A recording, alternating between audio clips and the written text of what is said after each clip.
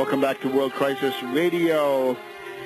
The issue with the reform of the Fed is there's a significant popular backlash against the unelected, unaccountable clique of bankers running this thing. This is a Wall Street monstrosity, Wall Street's tentacles in government where they should not be.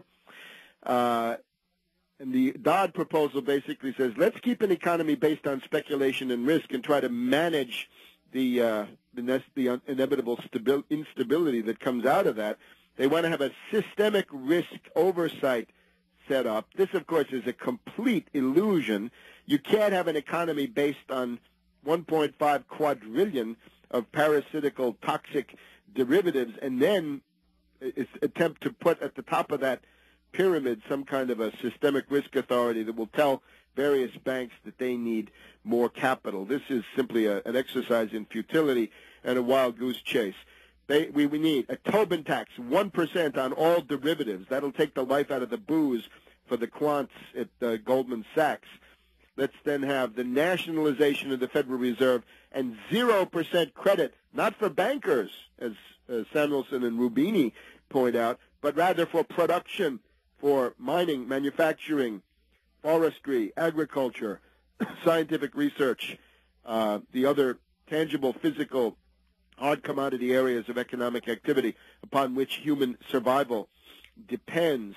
We need the Glass-Steagall firewall. We need the re-regulation of markets. In other words, we need to go back to the New Deal panoply of common sense regulations, which the monetarist Chicago boys and Austrian school lunatics have torn down, leading to the current depression. Dodd, Barney Frank, and Obama, none of them coming up with that. And indeed, most of these proposals are simply sops to try to keep the existing institutions in the current form. So the main thrust, I think, right now would be Tobin tax and take it from there and add on the nationalization of the Fed. Now then, by the way, shock therapy, right, coming from the IMF. We've been talking about Iceland as a country threatened by IMF shock therapy. Latvia, other post-communist states, they're threatened by IMF shock therapy. We just had the 20th anniversary of the Berlin Wall. Interesting interview with Egon Krenz, the last, one of the last prime ministers of the German Democratic Republic, DDR, East Germany, a communist at the time. He points out that in the wake of the collapse of the East German regime, there was a fall of 70% of their industrial production was wiped out. And that was, of course, facilitated through the assassination of the head of the trusteeship agency set up by West Germany, the so-called Treuhand. This is Rohwedder, R-O-H-W-E-D-D-R. He was assassinated by the, quote, Baader-Meinhof Red Army faction, unquote, and his successor came from Goldman Sachs, as I recall, and presided then over the destruction of 70% of the industrial production of East Germany. Now, let us also think about a program, the 5-point program, taking a little while to appear, but it'll be there quite soon. Let me just point out one important development in terms of possible world economic reconstruction, and that is, of all people, the British. They are going to survive, based on what I'm seeing here. This is an announcement from Edward Miliband, the Energy Secretary of the United Kingdom. The British government this past Monday unveiled a plan to launch one of the world's most ambitious expansion of nuclear power generation capacity, with 10 new plants to help meet surging energy demands in the era of global warming. So this is the Gordon Brown regime. They've identified 10 sites in England and Wales for new nuclear power plants. The first is expected to come online in 2018. Many of these are going to replace the plants that the British have had going since the 50s and 60s that are going to be decommissioned. They are the vestige of accelerated nuclear construction from about 1950 to about 1980. So Miliband, of course, is blabbing about various kinds of global warming threats.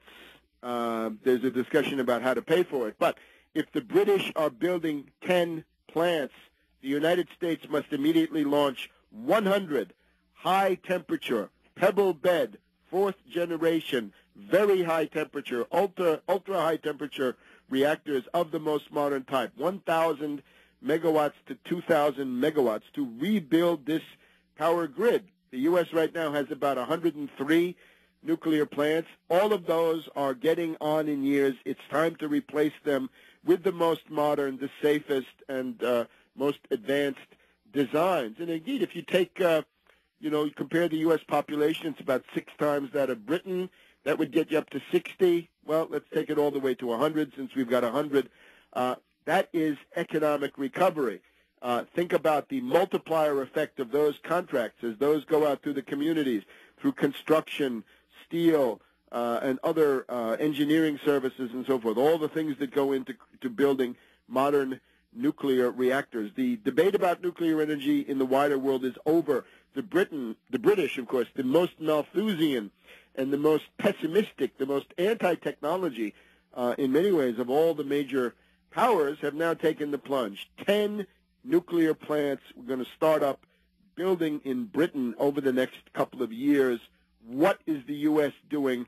The U.S. is being left behind. You can see this again through the Chinese entry into the commercial airlines area and all the rest of it. China right now has, I think, about 20 to 25 nuclear plants under construction. The Malthusian hatred of science and technology is a failure. This is the collapse of civilization. If you allow your technology to be frozen, if you insist on going backwards in terms of technology, then that is national suicide. A lot of pressure now. If the British are doing this, what are the Germans going to do? Are they going to stick to their lunatic, pessimistic decision to phase out the nuclear plants that they have? This would be a piece of absolute insanity. How about the Italians? They had taken a referendum some years ago, some decades ago, where they were going to turn away from nuclear energy, and now they are going to feel the pinch and see that even the British are willing to do this. The other thing we've got is, in many parts of the United States, rail transport is making a comeback. Here, north of Washington, D.C., Montgomery County, Maryland, the county board is now looking at a corridor cities development plan where they're talking about light rail. Some people are saying that you should think about monorail. You can put up monorail, maglev, or some other kind of maglev on stilts, right? You don't have to take the right-of-way. You don't have to compete with traffic. You have it go across because the monorail, think of the famous Schwebebahn in Wuppertal, Germany, which has been there for more than 100 years, a beautiful design. Modern versions of that are available.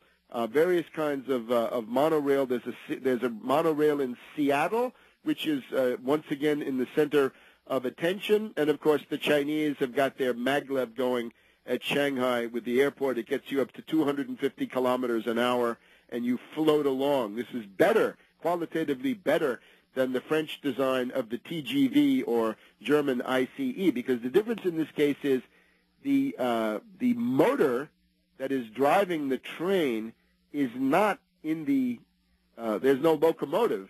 It's in the rail bed. In other words, it's a series of rapidly shifting magnetic fields that pull the train along. Think of it. With the steam engine, you had to have the coal and the boiler and the locomotive, so you had to carry your own supply. Same thing really with diesel. If you have an electrified rail line, then the electricity comes from a distant power source, but you've got a problem of these rail lines. The maglev would be the approach, and in certain smaller and short-range areas, other kinds of monorail technology. So the British are moving ahead. What's the U.S. going to do? Are we sinking into a post-industrial junk heap? That's where we're headed with Obama. Time to do something about that with a competent economic program. We'll see you next week on World Crisis Radio.